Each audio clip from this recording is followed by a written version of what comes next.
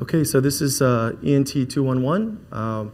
This is 200 level, so you won't see any code samples except for one lifecycle policy. And try not to make any assumptions about the things that you know or don't know. So we'll spend a little bit of time throughout the session going over background. I'm so glad that we came out with all this stuff and I can finally talk about it with somebody.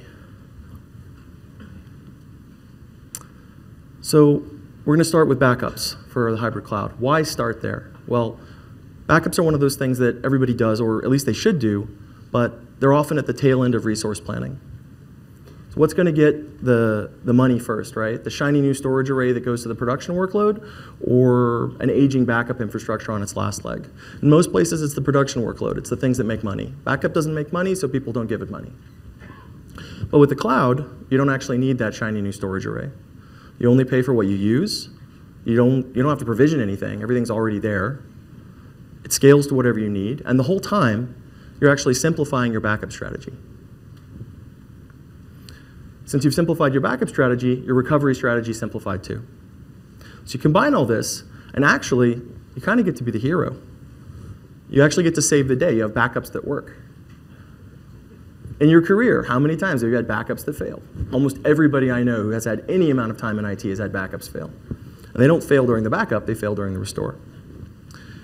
So when you need those backups, where would you rather have them? In the most durable and scalable object store in the history of humankind, or on a flimsy magnetic tape, bouncing down the highway in a truck at freeway speeds, on its way to a facility where somebody who doesn't care about your tape is going to maybe mishandle it?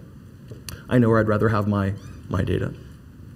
So that's what it's all about. It's about fulfilling the promise of recovery. So today we're going to touch on all the ways you can back up and restore in a single bound. No cape required.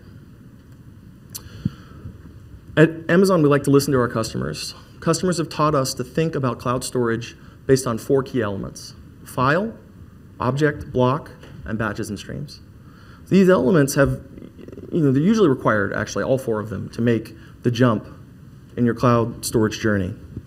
If you want to have the best chance of success, try to utilize all of them. Customers, they asked for file systems, so we gave them EFS. They didn't just want a file system, though. They wanted something that scaled to petabyte scale. They wanted consistent latencies. So we gave them EFS. It gives you a simple interface for EC2 instances, and with an update, now you can use it over DX. So you can actually extend EFS down into your on-premises environment. DX is Direct Connect. Apologies for using acronyms. I won't do that anymore. S3, oh, there I go. And Glacier are object storage. They're the ultimate repositories for durable and cost-effective data storage at scale. S3 is a veritable Swiss Army knife. And because it's so simple to use, and because it has such flexible characteristics, it becomes sort of the de facto platform for partner ecosystems. Everything that we're going to talk about as it relates to Amazon is a building block. But we're also going to talk about some third-party solutions that are part of our partner ecosystem that help fill the gaps between where the building block stops and where customer expectations begin. Glacier has a similar architecture to S3, but it caters to long-term archives. The best way to think about Glacier is if it was on tape before, it's okay for it to be on Glacier now. If it wasn't on tape, don't try to stick it on Glacier. We have other ways for you to save money. And this year, I don't know if you guys are aware of it, but AWS was estimated by Gartner to have 1.6 times more capacity than all the other cloud-based object stores combined. So I think it's public knowledge that that's in the EB range. So it's quite a bit of storage. And since we have so many users and we have so much storage, we tend to find problems pretty quickly. And S3 is very proud of the fact that they've never lost an object unintentionally. Considering how many trillions of objects are in S3, I think that's really saying something. EBS, Elastic Block Storage, provides the lowest latency in the portfolio. There's provisioned IOPS and general purpose SSD. These are volume types that can give you high IOPS levels and low latencies. We also have at the other end of the spectrum very low cost throughput optimized storage volumes. ST, for example, is the instance type that I'm thinking of. And the idea there is that what people would traditionally do is use meta devices to group things together and stripe things across in software RAID. Well, what we said is let's simplify that. We'll just give you a volume type that gives you the performance characteristics that you need and takes away the complexity of having to worry about multiple volumes. If you don't know what block storage is, it's what's in your laptop, it's what's on your computers, it's what your fiber channel array presents to you, it's what your iSCSI appliances present to you. All of those things are block storage. To be honest, most of the volumes in EBS are root volumes. But there are persistent volumes that can be used for more than just root and boot disks.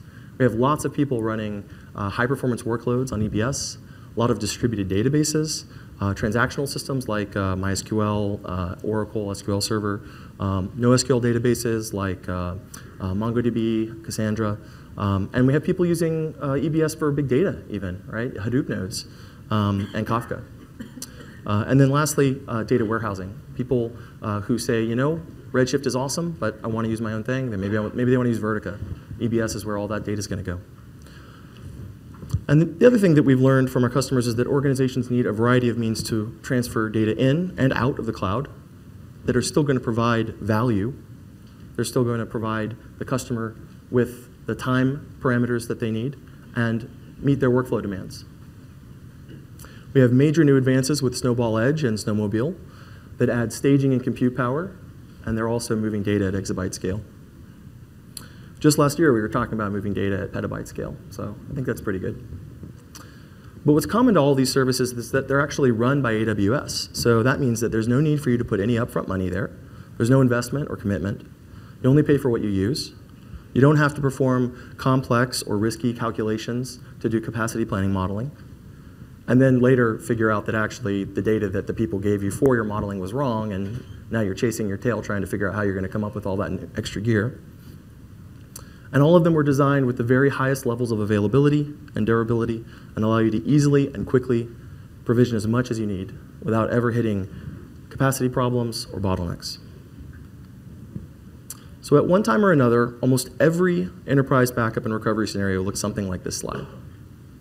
If you wanted high-performance data archives, it had to live on disk. If you wanted cost-effective archival storage, it had to live on tape. If you wanted to archive off-site, you had to physically deliver your archival tapes to another location. And I might add, it was not in your own truck. Recovery from local disk would usually be fine, unless you needed something from a tape, in which case it might be a while until that tape wasn't on site anymore. So this story changes a bit with the cloud. The first part of the story changes when backup software was given the ability to write to the cloud without any changes to the backup software itself. And this was accomplished by writing all the normal backup data to a cloud gateway. So now there's lots of cloud gateways, but at one point in time there was only a couple. Cloud gateways let you take your application without modifying it, and your application now doesn't know how to write to the cloud.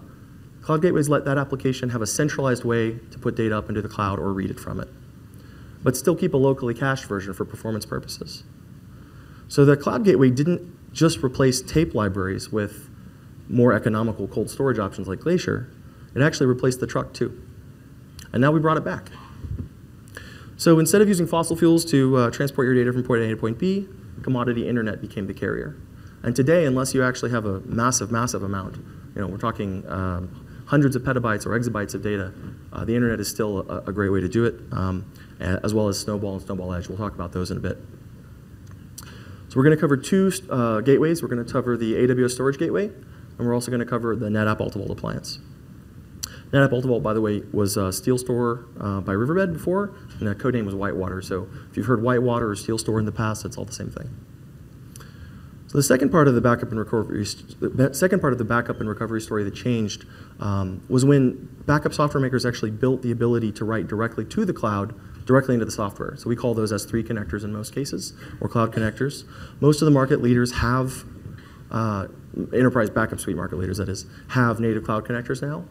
More than 90% of the market is represented by all the ones that just even in this last year have come out. So we have EMC Networker, NetBackup by Veritas, we have Commvault Simpana, and we also have Tivoli. They rebranded the product to Spectrum Protect, but all four of those have cloud connectors, and they all actually really work well. So if you don't have your data in the cloud yet today, but you're running any one of those four solutions, we'll go over the version numbers that provide access to those, but chances are you actually don't need to do anything. You can just turn on the option. So as in the process of building relationships with these partners, it's taken us a while to do this, but Commvault's actually had support as far back as Sympana 9. So if you're running Sympana 9, 10, or 11, you have Cloud Connector support. You can put it into S3. You can even put it into Glacier. They use lifecycle policies there. Veritas NetBackup had a Cloud Connector. They redid it. It's much better now. So if you're running 7.7 or more, like one of the minor releases, you have S3 connectivity there. What's great about all of these solutions, by the way, is that you don't have to upgrade everywhere. It's really just the media servers that have the S3 connector. So you upgrade your media servers to those versions, and you don't have to upgrade your whole comm cell, for example. Spectrum Protect, the one that's formerly known as Tivoli, the version is 7.1.7. And EMT Networker, I don't recall, but it's this year, whatever their major release was this year. So if you have those, you have an easy path to sending your backups to the cloud. In fact, you can really easily turn it on. We'll go over sort of what it looks like. But you don't have to change anything in your infrastructure if you want to use these solutions. So when we talk to customers about their journey to the cloud, there's a common theme around optimization. A lot of customers start by trying to optimize their on-prem deployments. They're doing this for simplicity purposes, and they want to reduce their cost, but it's organic. And before you know it, things have grown and grown, and in the meanwhile, unfortunately, cost has gone up. But also in the meanwhile, cloud cost has gone down. So this cycle repeats itself, and the custom hardware continues to be expensive, perpetuating the problem that you have a custom solution, and the reason it's expensive is unfortunately because it's low volume. There's some durability challenges occasionally. So customers tell us, well, I want to get rid of my durability challenges, and I want to lower the cost by taking advantage of somebody else's economies of scale. So we're going to talk about how to do that. AWS Storage Gateway enables cloud storage on premises as part of the AWS platform natively. And it gives you native access to industry standard protocols for file, block, and tape. All the data that you write to it is securely sent to AWS, and then it's durably persisted in S3 and Glacier. All the network traffic to the cloud is secure and optimized, and it's integrated with AWS security and management services. And the best part is it's a fraction of the cost of most partner solutions. One of the challenges with object storage is that it's so simple, most programmers take it for granted that they interact with it using an API. I don't know anybody who's a sysadmin in a traditional IT environment that does that. They all want file access. So that's how we came up with the file gateway. IT professionals who know files have really been lacking good file systems or good tools to interact with objects in S3. So the storage gateway has NFS support now, NFS version 3 and 4.1. Every byte that you write to it will end up in S3 completely unmolested. It is exactly as you put it in. A hierarchical file system tree will end up being a hierarchical key tree. So this is ideal for applications that can't be modified to use object protocols, or if in your environments you have maybe some hardware devices that expect POSIX, this can be used for those as well. So everything you see in the file system is exactly how it ends up in S3. You can use other AWS services as a result. There's no special library, there's no special appliance to turn on. So the advantage there is you can interact with it as a file system as an administrator. And if you want to use services inside of AWS that expect objects, by using the AWS file gateway, there's no translation that has to be done. Everything's taken care of for you. What if you have data in S3 already? Maybe an application that ToxObject wrote it there, and you want to interact with it via file. You fire up the file gateway, you point it at the S3 bucket, and voila, you have a file system interface. So I think this is very exciting because there's so much data in S3 that gets archived there. In fact, customers archive data to S3 thinking they'll never need to touch it again. And then it turns out that they do. And then the administrators are scratching their heads saying, well, how do I interact with it now? Do I download it? Do I make my modifications? Then do I just stick it back up in S3? So this solves all of those problems. You turn on the file gateway, you point it at the S3 bucket, And now you have a file system interface.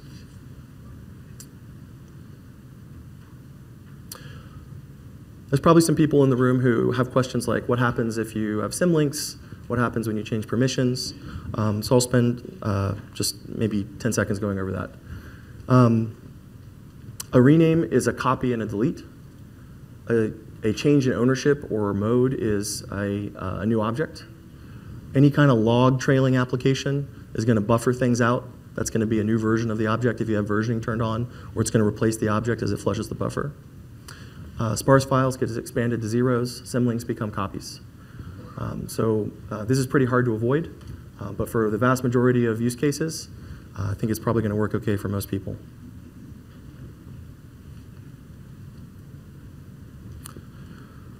So the other thing that we did was we said, well, gosh, what about Snowball? People are using Snowball to actually take the data and put it into S3. Snowball runs the same software stack in part that the file gateway does. So what that means is that when you get a Snowball, if you choose to interact with the Snowball as a file system, and you write the data in there, when you ship it back to AWS, everything ends up in S3. If you then want to take a look at the data that's in there or interact with it again in the same way that you would as if it originally existed in S3, you turn up that file gateway, you point it at the S3 bucket. All of the permissions, all of the modification times, everything is going to be exactly as you left it when it was on the Snowball. The other advantage is that you can actually have your applications, if you do finally modify them to use object storage, you can actually coexist with them. We will reconcile in both directions updates. You can have your file gateway pointed at the S3 bucket. You can have your application pointed at the S3 bucket. Your application makes writes to the bucket or makes changes to existing objects. When you go to that file gateway and let's say you want to tail a file, for example, that was written by an app, you can tail that object. It's going to go out and it's going to fetch it if it doesn't have the latest copy of it.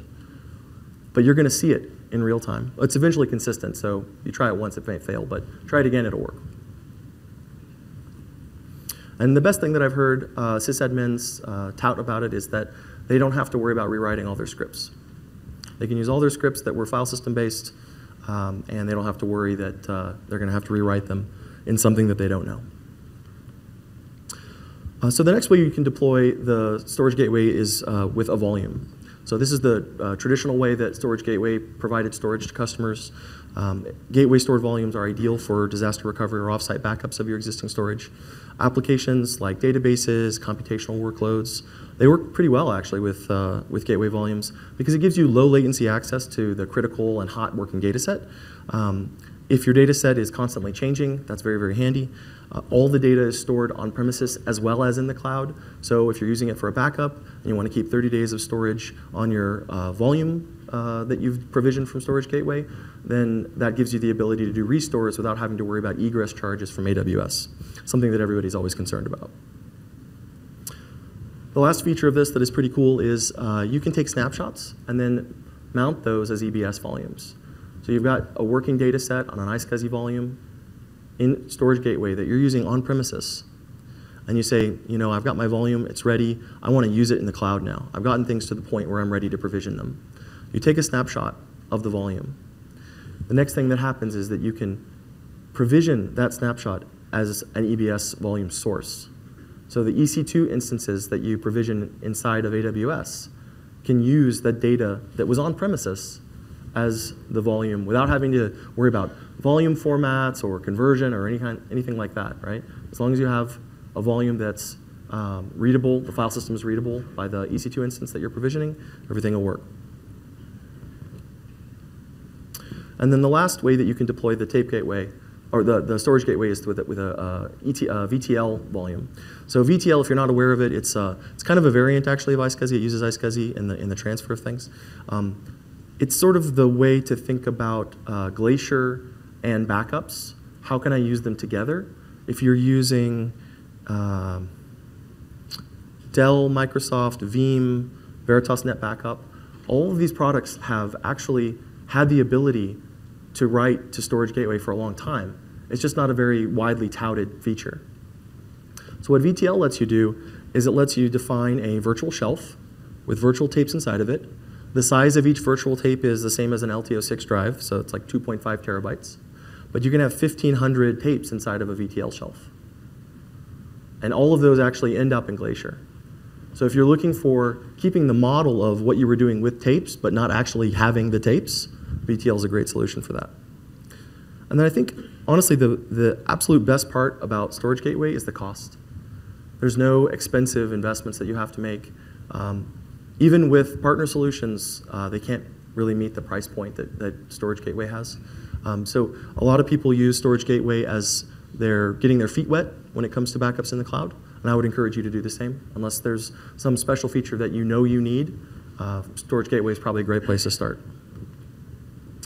So the next one we'll talk about is the NetApp AltaVault Cloud Gateway. Now, what's different about this is that it was actually one of the first ones, but it was designed to accelerate storage for backup purposes. It wasn't just designed to be a cloud gateway, it was designed to actually accelerate it. So as a result, it supports SMB as well as NFS. So if you're looking for CIFS, this is where you're going to find it. It has a hardware appliance option, not just a virtual appliance option. There's a couple of reasons why customers sometimes choose the hardware appliances over the software appliances. The first one is if your hot data set is really large or you have a lot of encryption going on, having a custom-built piece of hardware is a great way to deal with that. And I would say that the other is just the size of the data set. You can keep adding shelves to this.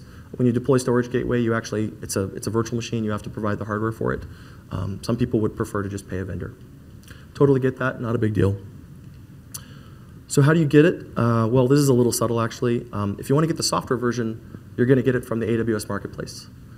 When you deploy the Storage Gateway, you just go through the AWS console and literally walk through a wizard that takes you through all the steps to deploy it. If you want to get the AltaVault, you have to go through the AWS Marketplace, which means that there's going to be an hourly fee or bring your own license type situation. I think the number one reason that people use NetApp AltaVault is if they're concerned about things like, I've got so much data, but I really want to use the internet to move it into the cloud. What about dedupe? I know I've got 10,000 virtual machines that are going to compress down into 4. I really need dedupe. What can I do? So NetApp AltaVault supports natively doing a pretty sophisticated dedupe. People are very happy in general with the performance. It's, they talk about it as inline deduplication. It supports compression and encryption as well. Depending on your circumstances, you might find that actually paying a premium for this third-party product allows you to save on more expensive elements like a faster internet connection. I'll talk about some alternatives to NetApp AltaVault dedupe in the next few slides. So this is an example architecture of Commvault Sympana talking to the cloud. Most of this should look pretty familiar to you if you're familiar with enterprise backup suites. At the center of it all, there's a master server, and there's protected endpoints that execute via agent software policies on backup data sets. They talk to the master, they get new sets of policies, media agent locations, that kind of thing. But what's new with the cloud is that in Sympana, you create a new library that's called a cloud storage library, and that actually invokes under the covers the Commvault Sympana Cloud Connector, allowing you to upload your backup data sets to S3.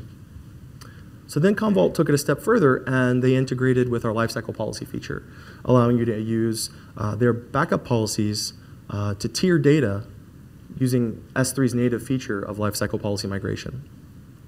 We have a few different tiering options. There's S3 standard, there's S3 infrequently accessed, and then there's Glacier. So we'll talk about that as well, how you can get cost savings without actually changing the way you use the services. It's pretty similar when you look at it for Veritas.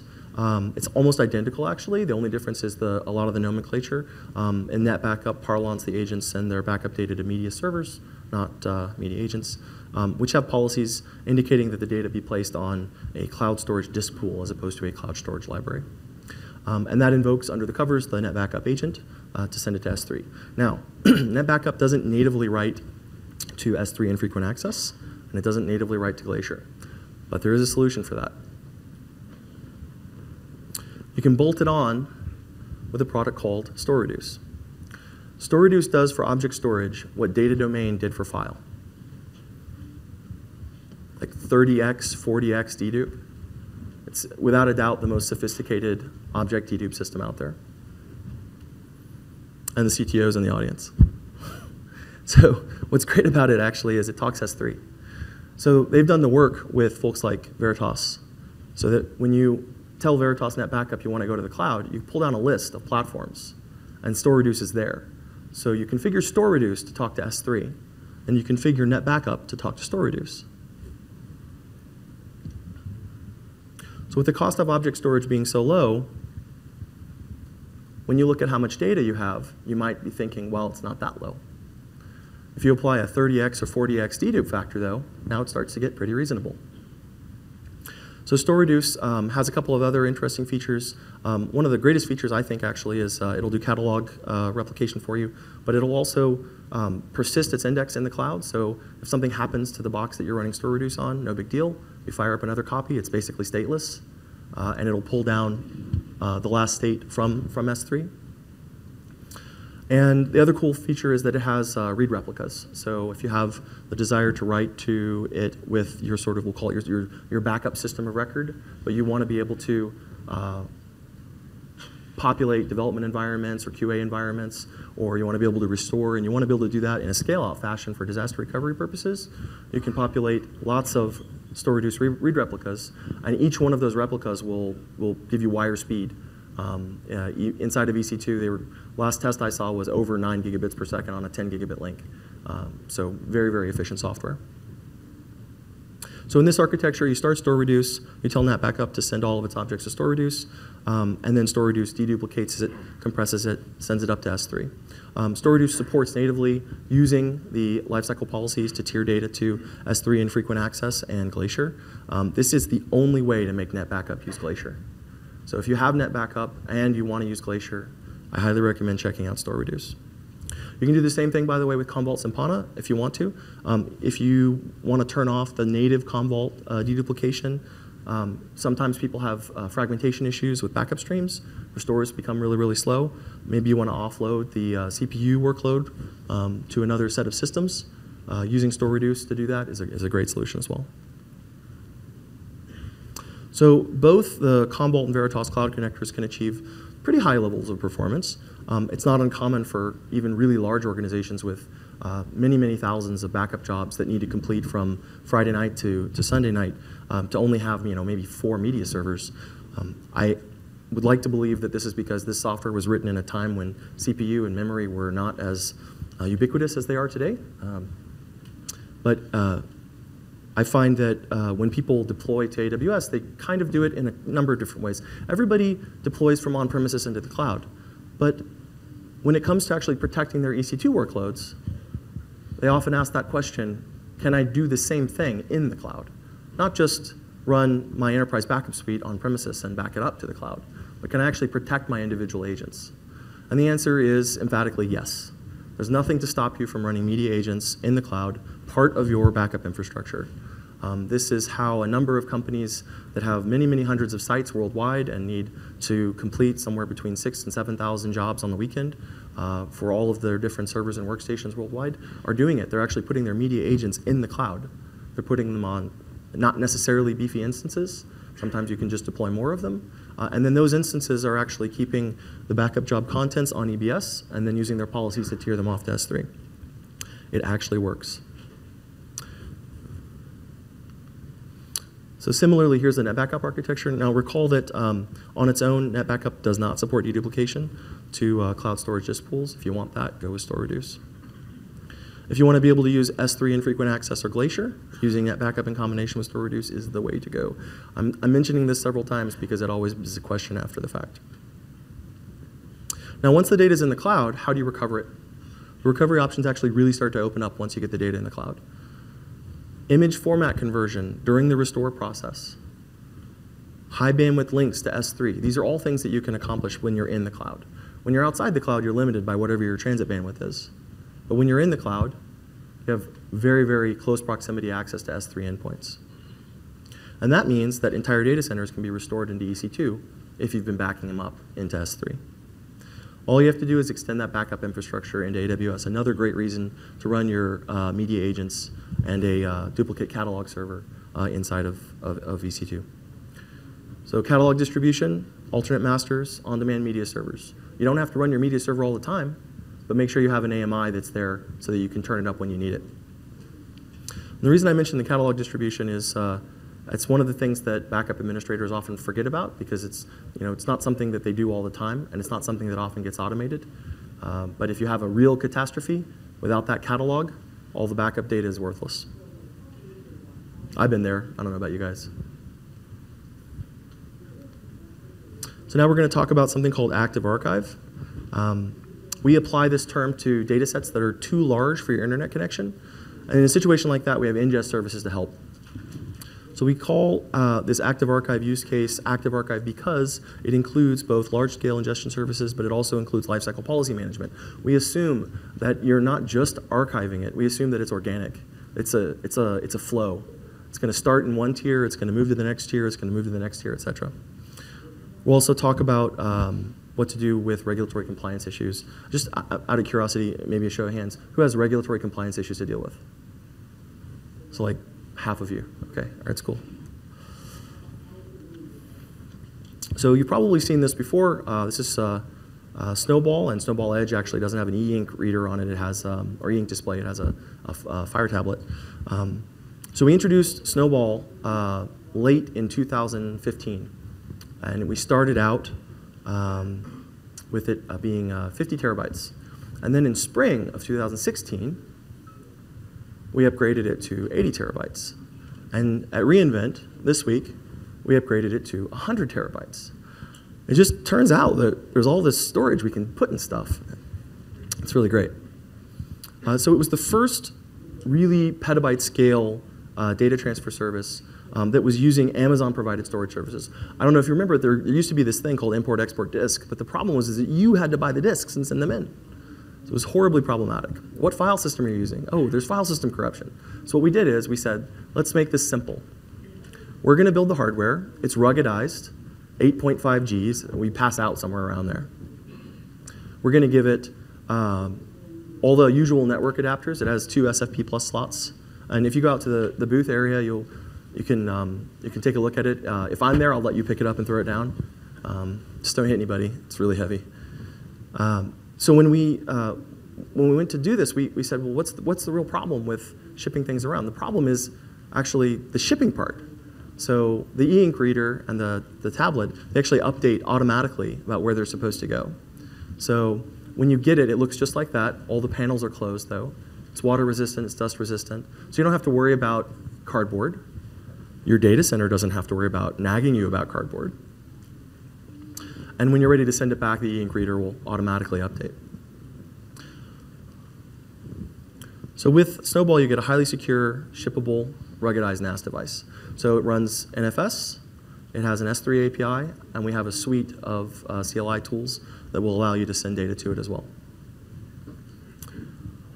One thing of note is that there's no data on the Snowball appliance that hasn't been encrypted. And what I mean by that is all the encryption is forced to happen. We want it to be tamper-proof. We actually bothered to put in a TPM module. So there's a dedicated hardware sensor to make sure that nothing's been tampered with. We believe that as part of one of our tenets, which is customer obsession, privacy is at the utmost. So as I mentioned, it'll survive 8.5 Gs of force. Just to tell you how much that is, that's somebody tossing it off of a second-story window.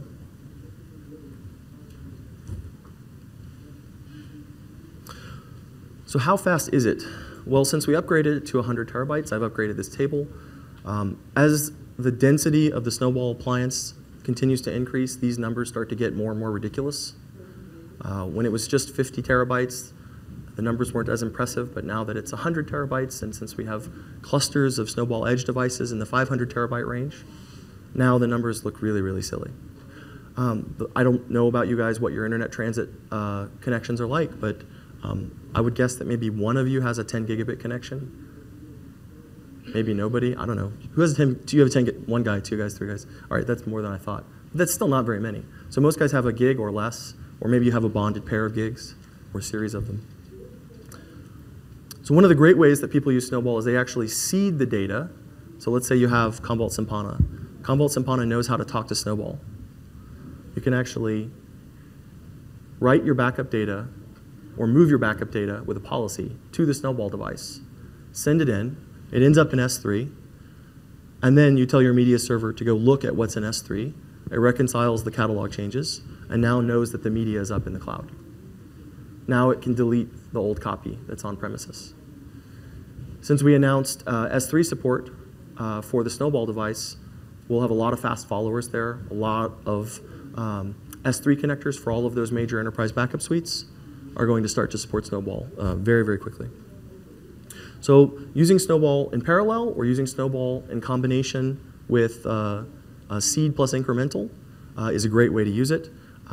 Gives you a baseline, and then you can send those incremental transfers over DX or over the internet. Snowmobile was my favorite thing that we've announced, not just because I thought it was a joke when somebody first mentioned it to me, but also because they actually managed to bring a truck inside of the auditorium. I just think that's really cool. So the thing that's amazing about this is everything that we did to the Snowball device, we did that to Snowmobile. The whole container is tamper resistant, waterproof, temperature controlled. There's a fairly well-known data center near here that they did some similar things to their where they keep their gear. But we added GPS tracking, we added alarm monitoring, we added 24/7 video surveillance. There's an escort, security escort, while the vehicle's in transit. And just like the Snowball device, everything that goes into Snowmobile is encrypted. How's it encrypted? 256-bit keys. And it's all managed through KMS. So just like when you order a Snowball device, you say, what key do I want to use? I've been asking, but nobody's been telling me how much it costs. They all say, contact your sales rep. So the way the Snowmobile was architected is that you can actually transfer at about 1 terabit per second, which means that you can upload about 100 petabytes in a few weeks, provided that the source systems can actually keep up. And on top of encrypting it, we're automatically compressing it as well when it's copied, and we generate logs for checksum validation. The logs are available to you as a customer, not just us. So you can confirm actually that 100 petabytes was transferred successfully and you didn't miss anything. So wouldn't be great if like the middle part was bad. So again, the cost is sort of dependent on a number of variables. Mostly it's volume. But if you are interested, if you do have a few hundred petabytes that you're thinking about moving things into the clouds with, and you didn't really want to manage 100 individual Snowball devices, the Snowmobile is the solution for you. Here's the same table, but it's applied to Snowmobile. What I think is pretty amazing about this is that all the things that we used to think are fast start to become slow the more you scale things up. If you're really trying to move 100 petabytes, you're going to be waiting a long time. I mean, like on a 1 gig connection, 37,000 days is like 100 years. Pretty sure your backup data is going to change in that amount of time. So when to use Snowball Edge? Or when to use Snowmobile for that matter. Cloud migration, disaster recovery, data center migration, and content distribution. Those are the things that's how we categorize things. That's when to use what, right? If you're using content distribution, what do I mean by that? Content distribution is things like, oh, I'm a media company and I'm working on video files. And the video files are terabytes and terabytes.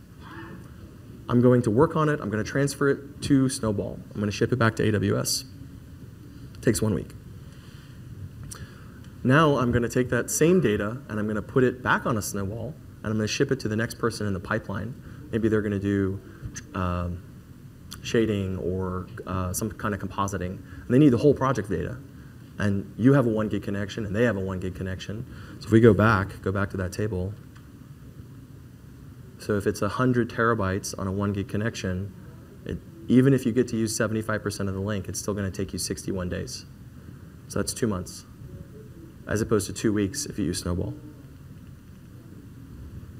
So content distribution is one of those use cases actually that our customers told us about. When we built Snowball, we didn't anticipate that people would use it that way. So we're very excited when people come up with new ways to use the things that we create. Data center decommissioning is, I would say it's probably the most obvious one there.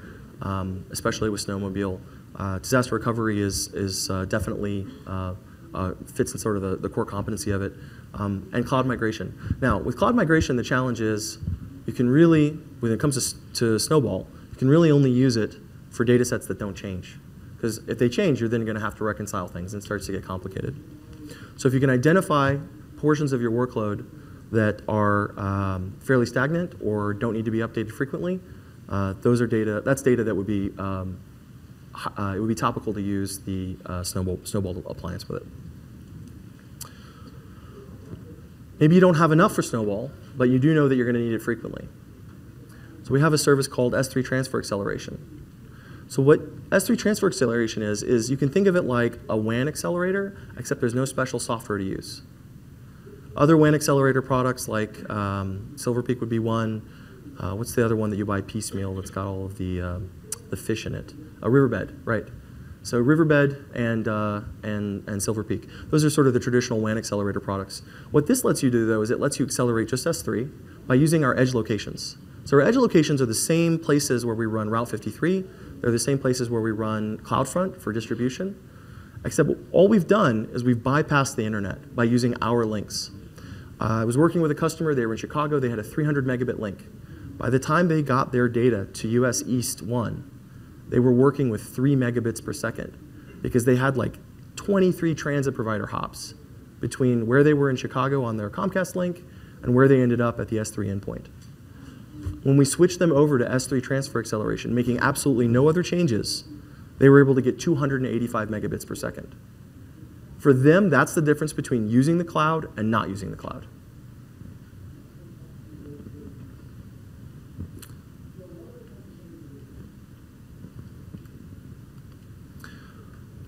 So when to use Snowball versus Transfer Acceleration?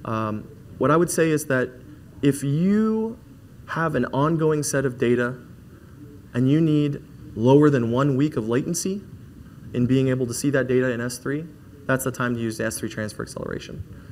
If 1 week of latency or more is acceptable to you, then Snowball is a great time to use it. If you have more data than what Snowball can handle, that's a great time to look at Snowmobile or multiple Snowballs. If you have more data than you feel like, even with S3 Transfer Acceleration, you can use with your internet provider, that's the time to use Snowball. So now we're going to talk about tiering a bit. We're going to talk about the different, what we call storage classes. So when you use S3, the default object storage class is what we call standard. But we also have this thing called S3 infrequent access. The way to think about S3 infrequent access is if you use it in such a way that you're reading back 100% of your data every month that you put into it. Imagine you're putting log files in there or you're putting content in there. It turns out actually that as human beings, something like 98% of the data that we create, after 30 days we don't touch it. Like look at your computer. What are the files that you go back and read or update compared with all of the data that you've created? So we have a lot of statistics on this from our partners, and what they've all told us is, by and large, most people, after 30 days, they don't update things. When you're working with programmatically generated data or machine-generated data, it starts to be a little bit different. But the idea is that we wanted to create a pricing tier that was somewhere in between S3 and Glacier. Glacier is actually a separate service from S3, so the characteristics for how you recall data from Glacier are different. But S3 infrequent access is just a different storage class. It is the same service as S3, but it is cheaper with the same characteristics of availability and durability.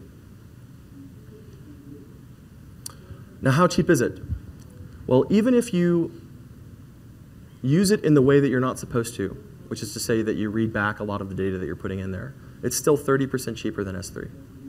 If you're using it in the way that most people use it, which is to say they use it intentionally and they don't read back most of their data, it can be substantially cheaper, up to 50% cheaper.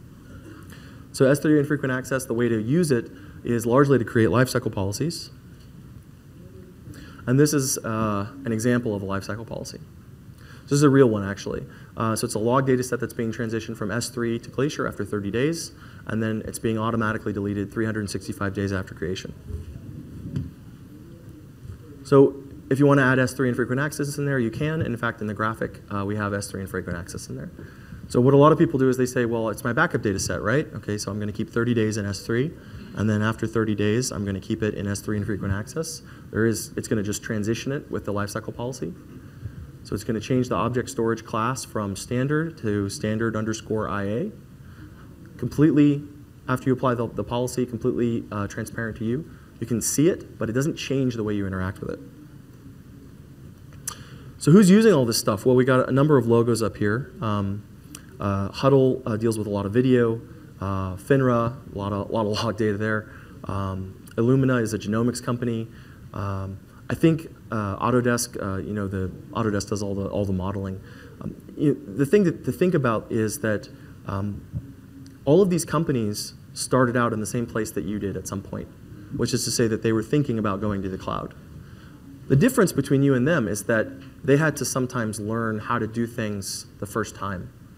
For example, Illumina pioneered what does it look like to have a gene sequencer, a genome sequencer, talking directly to S3. It used to just be like a Windows box that wrote out data to a CIFS share.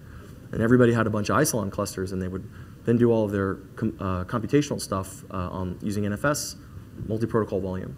Today, if you buy an Illumina sequencer with S3 support, it goes directly up into S3, and you can operate on that data using native AWS services or using genomic software that's being scaled out automatically. Much more elastic than what people had before. And actually, as a result, they're literally saving lives.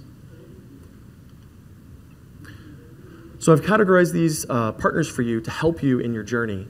When we think about storage partner solutions, we think about 4 use cases: primary storage, backup and recovery, which we believe is distinct from business continuity, and archive. So these logos should help you. Every single one of these companies has gone through a very rigorous process. All of their architectures have been stringently evaluated. We've had very, very good loops on feedback where we've helped them make the user experience better. And the vast majority of these are in what we call the APN storage competency. APN is the Amazon Partner Network. It's how we manage our partner ecosystem. I said at the beginning that there's a gap between where our building blocks stop and where customer expectations begin. And if it were not for our partners, there would still be a gap. So partners fill that gap. And that's true not just with Amazon, that's true all over the place. There's a number of people in the room with partner-colored name badges. If you look at their oh, I don't have it on me. If you look at their show badge at the bottom, it'll actually say partner.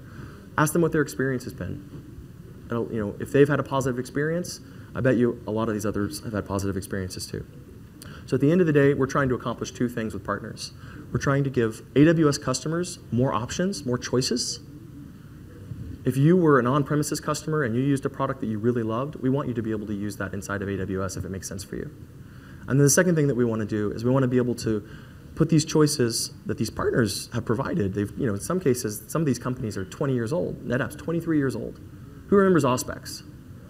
Anybody? Okay, 1 guy, 2 guys. Auspex never evolved. NetApp has evolved. They've said we're not just a hardware company, we're also a software company. So 23 more years from now, when nobody remembers who Auspex was, and I ask who remembers NetApp, I think there'll be a lot more hands. So these partner solutions, the main goal, of course, is for us to give customers more choices. But as a side effect to that, we're actually finding new customers, people who maybe they couldn't afford an on-premises solution that a partner had. But if they're buying it in a metered capacity and they're not running it all the time, maybe now they can afford it. So we're opening new doors through the partner ecosystem. I want to point out a few other sessions. Some of these sessions might have happened already. I'm not on the up and up schedule, but you'll be able to watch the videos on YouTube. These are all things that I think would be related to things that you guys might want to know. In particular, the last one. It's put on by a guy named Henry Zhang. He's a senior product manager for Glacier. He knows more about compliance in his little finger than I do in my whole body, which is quite large. So his strategic planning for long-term data archiving with Amazon Glacier, very, very good talk. So if you, about half the room said you have compliance challenges or you have compliance things that affect your work, I would definitely recommend checking out that storage track. I want to also talk about office hours. So if you go down to the main floor, we have a booth there. We have a storage booth. The people that you have access to during reInvent, it's almost impossible, even for AWS internal people, to get a hold of these guys the rest of the year. It's a very rare opportunity for you to talk to the people who actually build these things. The person who built who's the GM actually for Storage Gateway is going to be there. I believe actually the VP of all of AWS storage is going to be there as well. He's a former CIO of the Pentagon. He knows a little something about dealing with storage and long-term issues. So check that out. All throughout the show, they're going to be there. It's the big booth, big AWS booth. It's in the middle. And then lastly, please complete your evaluations. I want to open the floor. We have about 7 minutes left to Q&A. We actually have a microphone in the center if I can't hear you or if you want other people to be able to hear your question. Does anybody have any questions that they'd like to go over?